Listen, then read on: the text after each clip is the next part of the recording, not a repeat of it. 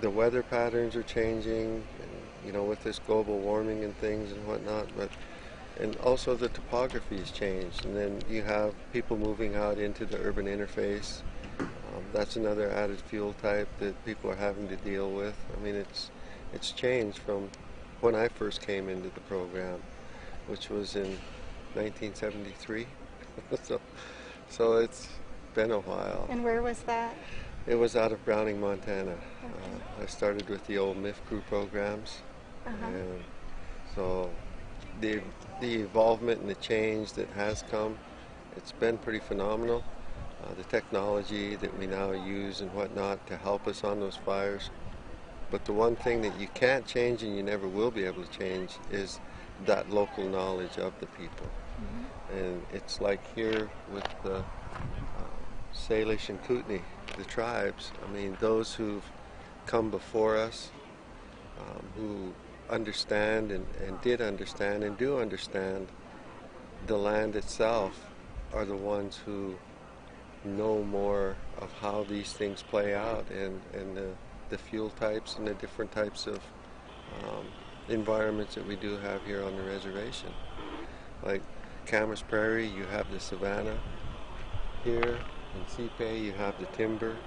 So you're fighting fire or dealing with fire in a lot of micro environments that a lot of people are not used to. And that's what makes it so neat, is being able to deal with those things and, you know, being a student of it. So, How do you think we could use that local knowledge to complement what we're seeing with the technology when we're... what this landscape used to look like before that technology ever affected it, such as timber cutting, the harvesting of it, and how the native used to use fire to benefit that, and not only themselves but also the animals that live here. Yeah, they would be the ones who would be the ones who would really be able to answer that for you, because they're the ones who dealt in it. We're more of the technical age, and they're more of the, hey, that type of topography, that's going to change that, or this type of, and the plants that are here, the fauna, the flora, I mean, it's all changed, but they're the ones who would know what was here before and how it was affected. I mean, to listen to some of the elders such as Pat Pierre and them talk about how this landscape has changed over time, it's pretty phenomenal, especially to what, you know, we're dealing with today. Yeah. So, I had the good fortune to do that a few years ago. We had a field trip that Tony Harwood organized, and yeah. Pat and Lloyd and Louie. And Oh yeah. that was great.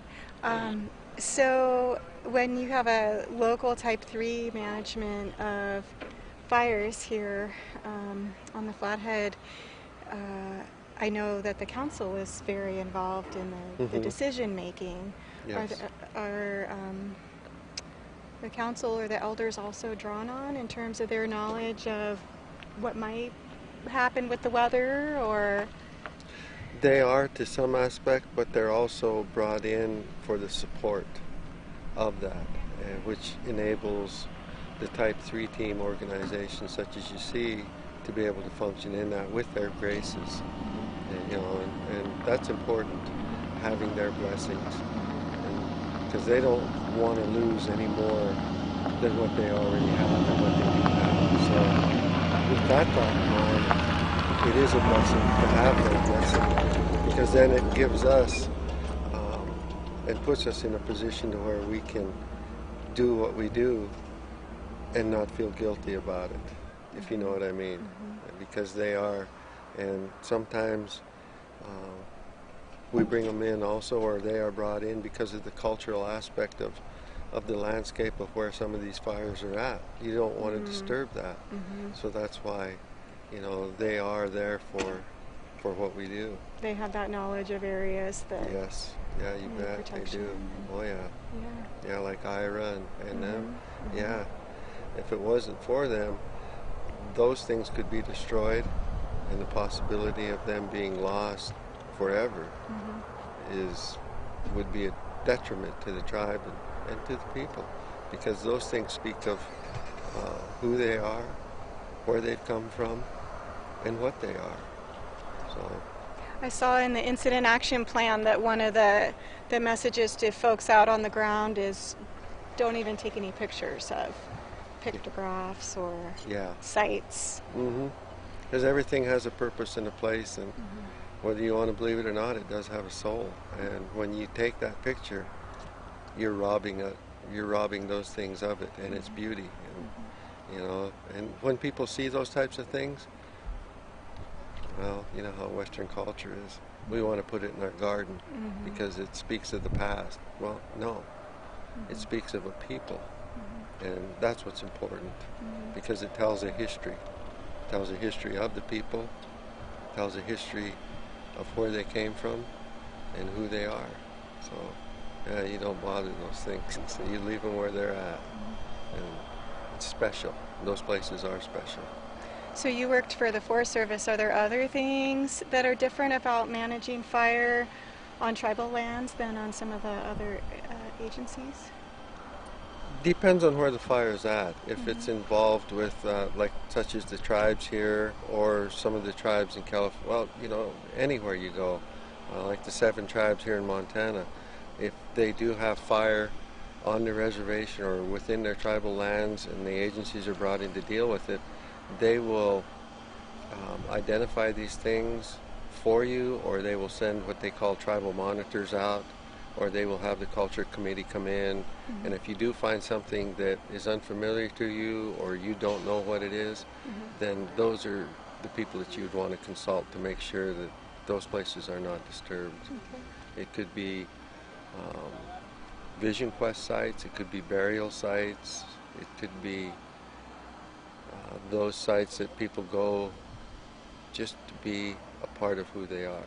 And yeah, so that's why you respect those things. Do you have any other words for people who are hosted here during fire management? Just be respectful. I mean, it kind of relates back to what we're taught.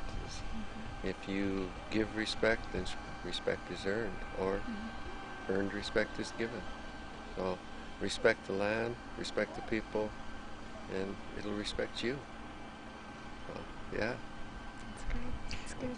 Before I shut it off, could you just say for the camera your name and little background, just so that I have it. Otherwise. Oh yeah. My name is Sheldon Sankey.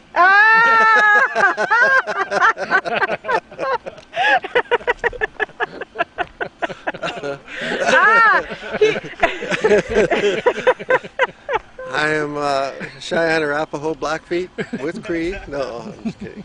No, I'm just kidding. With Cree? Yeah, my name is Rod Goss. I'm an enrolled member of the Blackfeet tribe. I've lived here since 1980, which I feel very, very fortunate to live in a place like this. It has its own beauty. I retired from the Forest Service in 1994, went into the private sector, worked there for a while, and then came underneath the tribe's umbrella on the AD program to work with their Type 3 organization as a safety officer. That's who I am. Thank you for taking the time. That was I love the way you described respect and the cultural aspects. Oh, well, thank you. Thank you. All right. So it's okay to use that.